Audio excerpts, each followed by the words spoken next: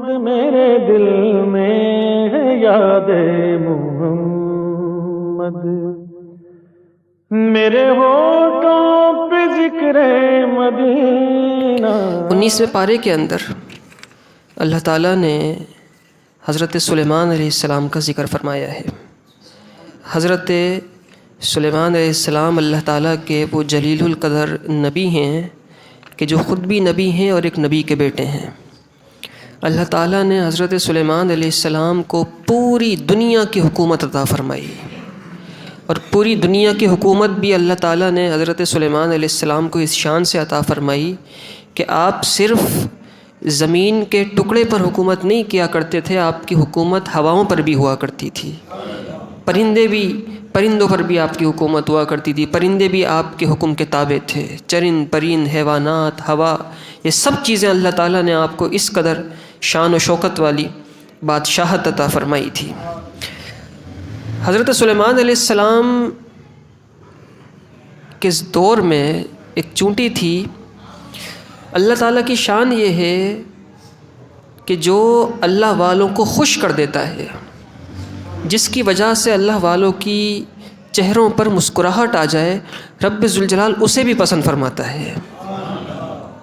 اس چونٹی کی وجہ سے حضرت سلیمان علیہ السلام کے چہرے پر مسکراہٹ آئی تھی، اس کے ایک جملے کی وجہ سے اللہ تعالیٰ نے اس چونٹی کا ذکر قیامت تک کے لیے اپنی کتاب میں محفوظ فرما دیا، اور اس طرح محفوظ کیا کہ اس چونٹی کے نام پر پوری سورت رکھی۔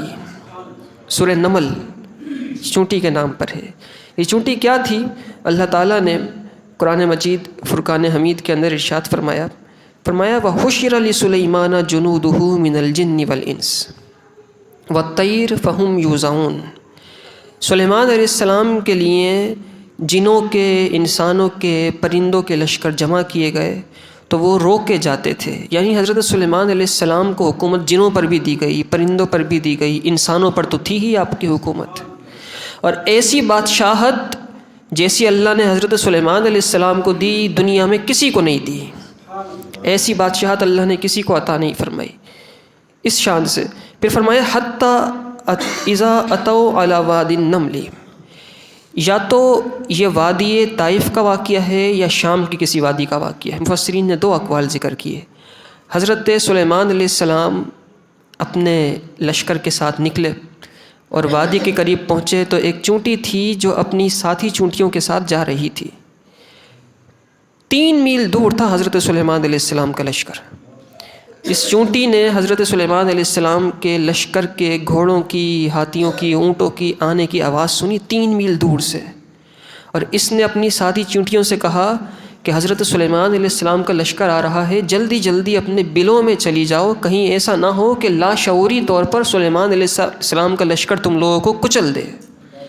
اس نے یہ کہا، قالت نملۃ، چونٹی بولی، یا ایھا النمل، اے چونٹیوں، ادخلوا مساکنکم، اپنے گھروں میں چلی جاؤ، لا یحطمنکم سلیمان وجنودہ، کہیں تمہیں سلیمان علیہ السلام اور ان کا لشکر کچل نہ دے، وہم لا یشعرون، اس حال میں کہ انہیں اس بات کا معلوم نہ ہو، اس بات کی خبر نہ ہو، بے شعوری میں، لا شعوری میں سلیمان علیہ السلام کا لشکر کچل نہ دے۔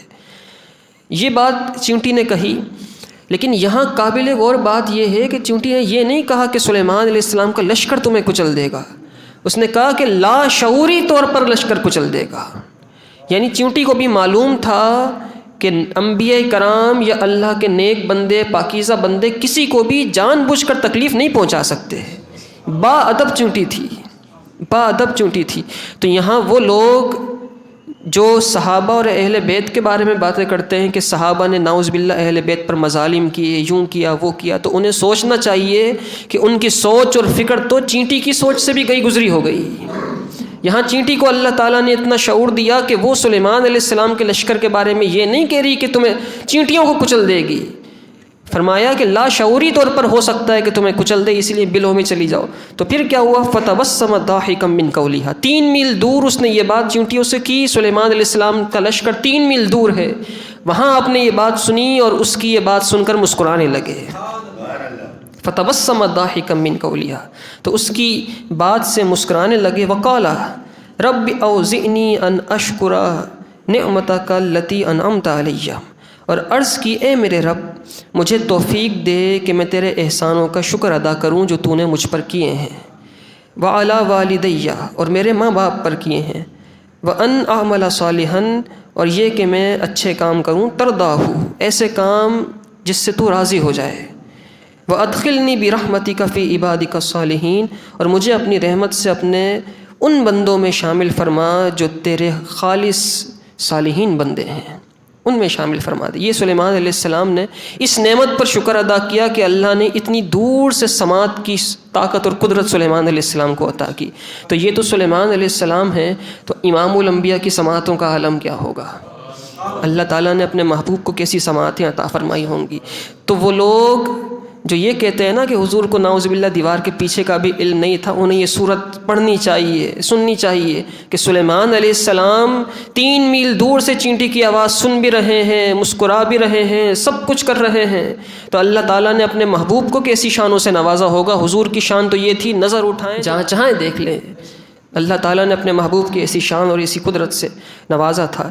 ایسا ہی ایک اور واقعہ اس صورت کے اندر اور موجود ہے۔ ایک ہدہد تھا جو حضرت سلیمان علیہ السلام کی بادشاہت میں آپ کا وزیر تھا۔ آپ کا وزیر ایک ہدہد تھا، ایک پرندہ تھا، اور ہدہد کی خاصیت یہ ہوتی ہے کہ اڑتا تو ہوا میں ہے، لیکن جب یہ زمین پر نظر کرے تو زمین میں جس جگہ پر پانی ہوتا ہے وہ پانی کو دیکھ لیتا ہے، زمین کے اندر پانی کو دیکھ لیتا ہے۔ ایسی شان اور ایسی قدرت اللہ تعالیٰ نے، ایسی طاقت ہدہد کو عطا فرمائی ہے۔ یہ ہدہد تھا، یہ اڑ رہا تھا، اس نے دیکھا کہ ایک عورت ہے بلقیس جو ملک سبا پر حکومت کرتی ہے، اور اس کی حکومت ایسی ہے کہ اس کے پاس بادشاہوں کے شایان شان جتنی چیزیں سب موجود ہے، بڑا اچھا لشکر ہے، تخت، ہیرے جواہرات، سونا چاندی، غلام، خادم، کنیزیں سب اس کے پاس ہیں۔ اس نے حضرت سلیمان علیہ السلام کو آ کر بتایا کہ اے سلیمان علیہ السلام، ایک عورت ہے جس کی بادشاہت بڑی عالی شان ہے، جو بڑی شاندار طریقے سے حکومت کرتی ہے، اور بات یہ ہے کہ وہ مسلمان نہیں ہے، وہ اللہ کے دین پر نہیں ہے، وہ مجوسی ہیں، وہ آگ کی پوجا کرتے ہیں۔ تو حضرت سلیمان علیہ السلام نے اس عورت کو خط لکھا، ملکہ بلقیس کو خط لکھا، اور آپ نے فرمایا کہ تم میرے پاس آ جاؤ، اللہ کے حکم کو مانو، اللہ کو ایک مانو، اس پر ایمان لاؤ، میرے پاس آ جاؤ۔ یہ لکھا آپ نے خط، اور آپ نے اسی ہدہد کے یہ حوالے خط کیا، فرمایا کہ یہ جا کر اسے دے دو۔ وہ ہدہد گیا، اور اوپر سے اس نے ملکہ بلقیس کی جھولی میں یہ خط ڈالا، اس کی جھولی میں آ کر گرا، اور یہ ہدہد اڑتے ہوئے سامنے دیوار پہ جا کر بیٹھ گیا۔ ملکہ بلقیس نے خط کھولا اور پڑھا تو اس میں لکھا تھا انہ من سلیمان و انہ بسم اللہ الرحمن الرحیم، یہ سلیمان علیہ السلام کی طرف سے ہے، اور یہ اللہ کے نام سے شروع ہے جو بہت مہربان رحم فرمانے والا ہے۔ اور پھر آگے لکھا ہوا تھا کہ میرے پاس آ جاؤ اور مجھ پر بلندی نہ چاہو۔ اس نے جب یہ خط پڑھا تو کانپنے لگی۔ اس نے اپنے وزیروں سے، مشیروں سے پوچھا، اس نے کہا مجھے ایک عزت والا خط ملا ہے، مجھے ایک خط ملا ہے، اور اس کے اندر یہ لکھا ہے کہ تم میرے تابع ہو کر آ جاؤ، ہمارا دین قبول کر لو، تو اب بتاؤ کیا کیا جائے، کیا کیا جائے؟ تو اس کے وزیروں اور مشیروں نے کہا کہ ہمارے پاس بڑی طاقت ہے، ہم حملہ کریں گے، اگر وہ ہم پر حملہ کریں گے تو ہم بھی ان پر حملہ کریں گے، لڑیں گے، جنگ لڑیں گے ہم ان سے۔ کہنے لگے قالوا نحن اولو قوۃ و اولو بأس شدید، بولے ہم زور والے ہیں، بڑی سخت لڑائی کرنے والے ہیں، والامر الیک، لیکن پھر سارے مشیروں نے، وزیروں نے وہی بات کی کہ جو ہر مشورہ دینے والا کرتا ہے، مشورہ دینے کے بعد اینڈ میں کہا جاتا ہے کہ یہ تو میرا مشورہ ہے، باقی کرنا آپ نہیں ہے۔ یوں ہوتا ہے نا، کوئی انسان فکر میں ہو، ٹینشن میں ہو، اور وہ کسی سے جا کے مشورہ لے، اس کو بڑا اچھا مشورہ مل جائے، تو پھر وہ مشورہ دینے والا آخر میں جب یہ والی بات کرتا ہے نا کہ میری طرف سے تو یہ مشورہ ہے، پھر باقی کرنا آپ نہیں ہے، تو جو بیچارہ مشورہ مانگنے آ رہا ہوتا ہے، جس نے مشورہ مانگا ہوتا ہے، اس کا ذہن بنا ہوتا ہے، یہ سن کے وہ اور ڈوب جاتا ہے، کہتے ہیں کرنا تو مجھے ہی ہے، آخر میں تو اس کا کچھ نہیں جائے گا، میرا ہی سب کچھ جائے گا۔ تو ان لوگوں نے بھی، انہوں نے کہا کہ والامر الیک، معاملہ تو تیرے ہی سپرد ہے، کرنا تو آپ نہیں ہے، ہم لڑنے والے، ہم لڑیں گے۔ فانظری ماذا تأمرین، تو نظر کر تو کیا حکم دیتی ہے۔ یعنی ملکہ بلقیس سے انہوں نے کہا کہ ہمارا مشورہ یہ ہے کہ جنگ لڑیں گے ہم، اگر وہ ہم پر چڑھائی کرنے آئیں گے تو ہم بھی لڑیں گے، لیکن کرنا آپ نے فیصلہ، جو چاہیں کریں۔ لیکن یہ ملکہ بلقیس بڑی سمجھدار تھیں، انہوں نے کہا قالت، کہنے لگی ان الملوک اذا دخلوا قریۃ افسدوها وجعلوا اعزۃ اہلها اذلہ. کہنے لگیں کہ بادشاہ جب کسی بستی میں داخل ہو جاتے ہیں تو اسے تباہ کر دیتے ہیں. جنگ تو ہو جائے گی لیکن بہت لوگ مارے جائیں گے، تباہ و بربادی ہو جائے گی. اور کہنے لگی کہ عزت والے لوگ ذلیل ہو جاتے ہیں. وَكَذَلِكَ يَفْعَلُونَ، اور ایسا ہی ہوتا ہے، ایسا ہی کرتے ہیں بادشاہ. اگر جنگ ہوئی تو لڑائی تو ہو جائے گی لیکن لوگ بہت مارے جائیں، خون خرابہ ہو جائے گا. پھر اس نے کہا پھر ایک کام کرتی ہوں، اگر یہ اللہ کے سچے نبی ہیں اور سچائی کی طرف ہی بلا رہے ہیں تو میں یوں کرتی ہوں، ان کی طرف تحفے تحائف بھیجتی ہوں.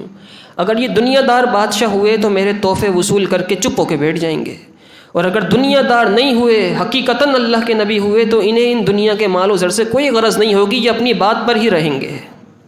کہنے لگی وَإِنِّي مُرْسِلَةٌ إِلَيْهِمْ بِهَدِيَّةٍ فَنَاظِرَةٌ بِمَا يَرْجِعُ الْمُرْسَلُونَ. میں ان کی طرف تحفے بھیجتی ہوں، دیکھتا ہوں کہ ایلچی کیا جواب لے کر آتا ہے واپس. اب ملکہ بلقیس نے سلیمان علیہ السلام کی طرف تحفے بھیجے. تحفے کیا تھے؟ ایسے تحفے تھے کہ اگر آج کے دور میں ان تحفوں کا 10% بھی کسی بادشاہ کو مل جائے تو وہ چپ ہو جائے گا، جس طرح کے بادشاہوں کی حالت ہے. اس نے 500 سونے کی بڑی بڑی اینٹیں بنائیں اور چاندی کی اینٹیں بنائیں، ریشم کے قالین، 500 غلام، 500 کنیزیں، انہیں سونے اور ہیروں سے جڑا ہوا لباس پہنایا اور ایک بہت عالیشان تاج. اور اس کے علاوہ نہ جانے کتنا سامان، یاقوت، زعفران، قیمتی پتھر، سب سلیمان علیہ السلام کی خدمت میں بھیجا. اور بڑے پروٹوکول کے ساتھ یہ سارا سامان حضرت سلیمان علیہ السلام کے پاس آیا. اور جو قاصد بھیجا، وہ قاصد یہ سامان لے کر سلیمان علیہ السلام کے پاس آیا، اور سلیمان علیہ السلام کے پاس آ کے اس نے کہا ملکہ بلقیس نے آپ کے لیے یہ سامان بھیجا ہے، خط آیا تھا آپ کا، اس خط کے بدلے میں یہ سامان انہوں نے آپ کو بھیج دیا. تو سلیمان علیہ السلام نے فرمایا فلما جاء سلیمان، جب وہ سلیمان کے پاس آیا، قال اتمدوننی بمال، فرمایا کیا تم مال دے کر میری مدد کرنا چاہتے ہو؟ فما آتانی اللہ خیر مما آتاکم، تو سن لو جو اللہ نے مجھے دیا ہے وہ اس سے بہتر ہے جو تم میرے پاس لے کر آئے ہو. جو اللہ مجھے دے چکا ہے یہ اس سے بہت بہتر ہے جو تم میرے پاس لے کر. یہ اللہ والوں کا طریقہ ہوتا ہے، اور یہ سلیمان علیہ السلام کا فیض تھا جو حضرت علامہ شاہ احمد نورانی صدیقی علیہ الرحمہ نے جواب دیا تھا. جب قادیانیوں نے کہا نا اس زمانے میں 1973 کے اندر، جب قادیانیوں نے یہ کہا کہ ہم چاہتے ہیں کہ آپ اس سے دستبردار ہو جائیں، اور جو آپ ریزولوشن پیش کر رہے ہیں، قرارداد پیش کر رہے ہیں اسمبلی کے اندر کہ قادیانیوں کو کافر قرار دیا جائے، تو ہم چاہتے ہیں کہ آپ اس میں سے کچھ لفظ کاٹ دیں.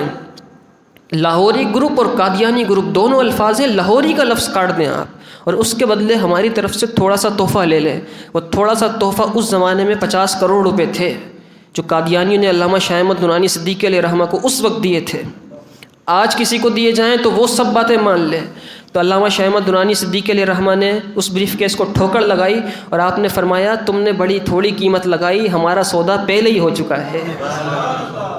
فرمایا تم نے بڑی تھوڑی قیمت لگائی، ہمارا سودا پہلے ہی ہو چکا ہے. سلیمان علیہ السلام نے فرمایا فما آتانی اللہ خیر مما آتاکم، جو تم مجھے دے رہے ہو اس سے بہت بہتر اللہ نے مجھے عطا فرمایا ہے. بل انتم بہدیتکم تفرحون، بلکہ تم ہوگے جو اپنے تحفوں پر خوش ہوتے ہوگے، ہمیں ان کی حاجت اور ضرورت نہیں ہے. ہمارا وہی حکم ہے کہ تم یہاں آ جاؤ ہمارے پاس اور اسلام قبول کر لو. اور وہ الفاظ کیا تھے؟ اللہ تعالی علیہ واتونی مسلمین، مجھ پر بلندی نہ چاہو اور گردن جھکاتے ہوئے میرے حضور حاضر ہو جاؤ. یہی حکم تھا آپ کا. اب وہ قاصد گیا اور اس نے جا کر سلیمان علیہ السلام کے دربار کے اندر جو اس نے چیزیں دیکھی تھیں اور آپ کی شان و شوکت دیکھی تھی وہ سب ملکہ بلقیس کو بتائی. تو بلقیس نے مان لیا کہ ہاں حضرت سلیمان علیہ السلام اللہ کے سچے نبی ہیں، اور پھر وہ آئی. اب جب وہ آنے لگی تو ہدہد نے یہ بتایا تھا کہ ملکہ بلقیس کا بڑا عالیشان تخت ہے، اور وہ 80 گز لمبا ہے، 40 گز چوڑا ہے، سونے ہیرے جواہرات موتی اس پہ جڑے ہیں، اور اس پر کسی اور کو بیٹھنے کی ہمت نہیں ہوتی، بلقیس ہی بیٹھتی ہے، بہت عالیشان چیز ہے. تو سلیمان علیہ السلام نے فرمایا وہ جب تک ہمارے پاس آئے ہم چاہتے ہیں کہ اس کا تخت اس کے یہاں پہنچنے سے پہلے یہاں پہنچ جائے، تاکہ جب وہ آئے تو ہم اپنا تخت یہاں دیکھے تو اس کو اور یقین آ جائے ان معجزات کو دیکھ کر. تو آپ نے فرمایا کہ کون ہے کہ جو تخت اس کا یہاں لے کر آئے؟ تو قال عفریت من الجن، ایک جن تھا اور بہت ہی زیادہ خطرناک جن تھا. عفریت کا ترجمہ اگر اردو میں کیا جائے تو معنی بنتا ہے خبیث، ایک بہت ہی خطرناک جن تھا. قال عفریت من الجن انا آتی کا بھی قبل ان تقوم من مقامک، اس نے کہا کہ میں وہ تخت لے آؤں گا، آپ کی جو نشست سے برخاست ہوگی اس سے پہلے تخت آ جائے گا۔ آپ کی نشست برخاست ہوا کرتی تھی عصر کے بعد، یہ دوپہر کا وقت تھا یا دن کا وقت تھا، یعنی کہ 4-5 گھنٹے میں وہ تخت جو 30 دن کی مسافت پر دور ہے اور اتنا بڑا تخت ہے، وہ وہاں سے اڑ کے یہاں پہنچ جائے گا چند گھنٹوں کے اندر۔ تو سلیمان علیہ السلام نے فرمایا نہیں، کوئی اس سے جلدی لانا چاہے تو وہاں ایک اللہ کے ولی تھے حضرت آصف بن برخیہ، وہ کہنے لگے قال الذی عندہ علم من الکتاب۔ یہاں ایک اور بات بھی یاد رہے، اللہ کے ولی کا تعارف جو قرآن نے کروایا ہے نا، وہ علم کے ساتھ کرایا ہے، یعنی معلوم ہوا کہ ولایت کے لیے علم ہونا ضروری ہے۔ اللہ تعالیٰ جاہل کو ولایت عطا نہیں فرماتا، پیر اور ولی ہونے کے لیے عالم ہونا لازم اور ضروری ہے۔ اللہ تعالیٰ نے فرمایا قال الذی عندہ علم من الکتاب، اس نے کہا جس کے پاس کتاب کا علم تھا، کیا کہا؟ انا آتیک بہ قبل ان یرتد الیک طرفک، فرمایا میں آپ کے حضور حاضر کر دوں گا پلک جھپکنے سے بھی پہلے، پلک جھپکنے سے بھی پہلے اسے حاضر کر دوں گا، اور پلک جھپکنے سے پہلے وہ سامنے موجود تھا۔ اس طریقے سے وہ بلقیس سلیمان علیہ السلام کے پاس جب آئی تو اس نے اسلام قبول کیا، ایمان لائی سلیمان علیہ السلام کی نبوت کے اوپر، اور پھر بعد میں حضرت سلیمان علیہ السلام کا ملکہ بلقیس سے نکاح ہوا اور بلقیس ایک نبی کی زوجیت میں آئی۔ اللہ تعالیٰ ہمیں قرآن مجید فرقان حمید سمجھنے کی توفیق عطا فرمائے۔ ان واقعات کے اندر غور و فکر کیا جائے تو انسان کو اپنے بہت سارے مسائل کا حل مل سکتا ہے، اور سب سے بڑی بات یہ ہے کہ اس کے عقیدے مضبوط ہو سکتے ہیں۔ وہ جو آج کل لوگوں نے چلایا ہوا ہے نا کہ بابے کوئی شے نہیں ہوتے، کوئی چیز نہیں ہوتے، شاید انہوں نے قرآن نہیں پڑھا، یا انہوں نے قرآن پڑھا تو 19ویں پارے سے پہلے ہی سب پڑھا ہے، صرف یہ آخر کے 10 پارے نہیں پڑھتے۔ وہ اگر یہ صرف 19ویں شروع کر دے تو ان کو پتہ چل جائے گا کہ اللہ والوں کی شان اور مقام اور مرتبہ کیا ہوتا ہے۔ بڑے بڑے جن جو کام گھنٹوں میں کر رہے ہیں، پلک جھپکنے میں وہ اللہ کا ولی کر دیا کرتا ہے، پلک جھپکنے میں وہ اللہ کا ولی کر دیا کرتا ہے۔ اصل میں ان میں ولی ہوتے نہیں ہیں، انہوں نے ولیوں کو دیکھا نہیں ہے، انہوں نے تو پڑھائی کسی سے نہیں ہے، اور اسکول کالجز یونیورسٹیز خاص طور پہ جہاں انجینئرنگ پڑھائی جائے وہاں پر تو ولیوں کا کیا کام، تو اسی لیے ان کو معلوم نہیں ہے کہ ولایت اور ولی کیا ہوتے ہیں، تو وہ مانتے نہیں ہیں۔ جب تک دیکھا نہ جائے انسان کو یقین نہیں آتا، جب دیکھ لیا جائے تو پھر وہ پنجابی میں ایک شعر ہے، اس کا مطلب یہ ہے کہ جڑے محرم راز محبتاں دے اور راز حقیقت کھول دے نہیں، جیڑا نہیں ویکھا وہ کرن گلاں، جیڑا ویکھ لیا وہ بول دے ہی نہیں۔ جنہوں نے دیکھ لیا ہے، جنہوں نے نہیں دیکھا ہے وہ باتیں کرتے ہیں، اور جنہوں نے دیکھ لیا ہے پھر ان کی زبانیں چپ ہو جاتی ہیں۔ اللہ تعالیٰ ہمیں اپنے پیاروں کی محبتیں عطا فرمائے۔ وآخر الدعوانا الحمد للہ رب العالمین۔